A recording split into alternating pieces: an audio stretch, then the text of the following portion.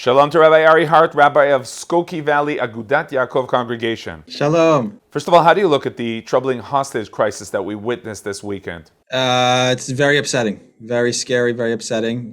This is every week on Shabbat, I turn off my phone, and then Motzei Shabbat, I turn it on. And it seems like so many times I turn on my phone and something horrible has happened. There's been an attack on the Jewish people. This was just the last, in several over the last few years, Pittsburgh and Poway and in Muncie. So it's very scary. Baruch Hashem, this one was resolved well for our community. And thank God we live in a country where the FBI and the police and the government are on our side and helping us and rescuing us in these kind of situations.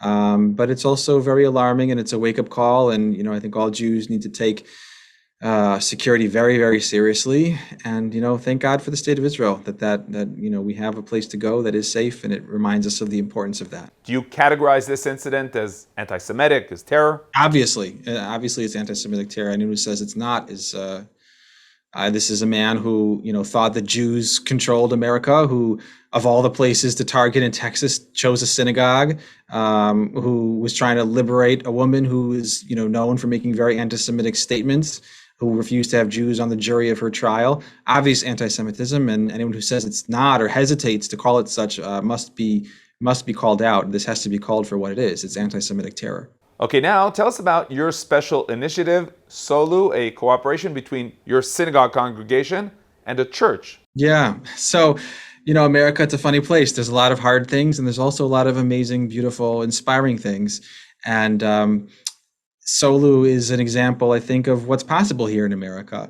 We have partnered with an African-American community on the south side of Chicago, a place known for violence and for despair and challenges, a place that actually the Jewish community has deep roots in. My father grew up on the south and west side of Chicago.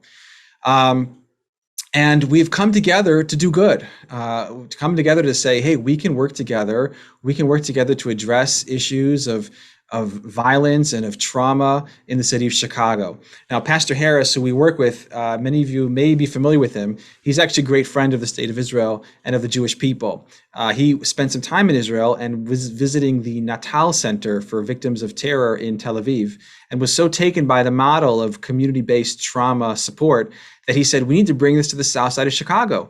And we want to bring in the trainers from Natal. We want to give 100% of credit to Natal and to the Israeli government for helping us make it happen. And they brought the model of trauma therapy based on Israeli victims of terror to victims of violence on the south side. So that's Pastor Harris, and he's a great ally of the state of Israel and has spoken at AIPAC and many places, and he's a friend of our community.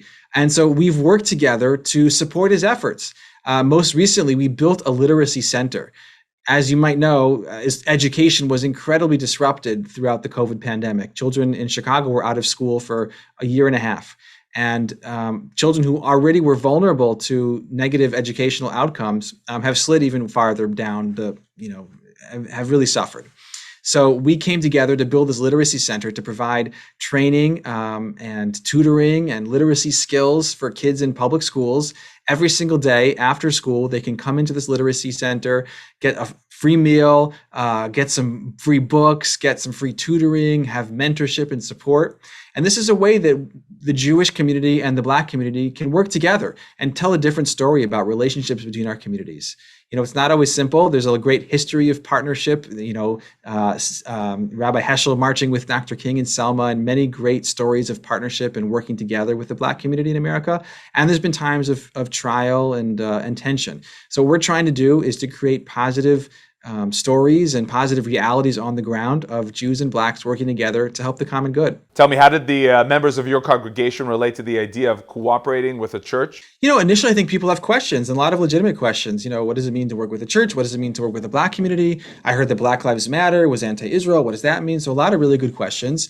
And I think we've addressed those questions. We don't work with the church and their church services. They actually have a separate nonprofit called Bright Star Community Outreach, and that's who our partners are on the ground. And they're a social service organization that helps, with things like literacy centers and healthcare and trauma therapy. And it's not religious; it's just helping the community where there's a lot of need.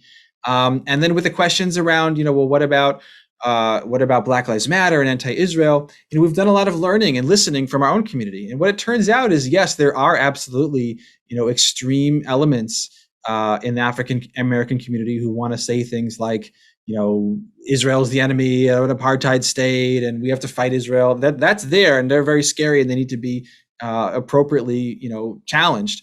But the vast majority of Black Americans in Chicago, Israel is the last thing on their mind. What they are concerned about is safety in their communities, education for their kids, healthcare, the kind of things that my community is concerned about too. And Pastor Harris has been a great bridge in helping us understand that. When someone says Black Lives Matter, what they're doing is they're crying out. They feel like their lives have been devalued by decades of and centuries of racism in America. They're not calling out. 99% of them are not thinking about Israel. It's just not in their consciousness at all. And I think actually by getting out there and getting in the Black community and saying, hey, we're here to help, we're here to partner with you. And by the way, we're Orthodox Jews, we're Zionists, and this is what it means to be an Orthodox Jew and a Zionist. I think that actually tells a very different story to that community about what the state of Israel is all about, or about Judaism is all about. And that's a big reason why we do this work too, is to get out there and just tell a different story. And it's been amazing to see the response, both in the Black community. People have responded so positively, excited, encouraging us, working with us, partnering with us. That's been amazing. From the Jewish community, it's been a great, just an outpouring of positive response and support. People want to see this kind of work being done. And even for the state of Israel, Ambassador Erdogan was here in, I think it was November, and he came by the Literacy Center. And he was so impressed by this partnership. He was just so taken by it. He actually shot some hoops. We have a little, pop-up basketball game that he played with the pastor. But he took notice and he said, look, this is what it's about.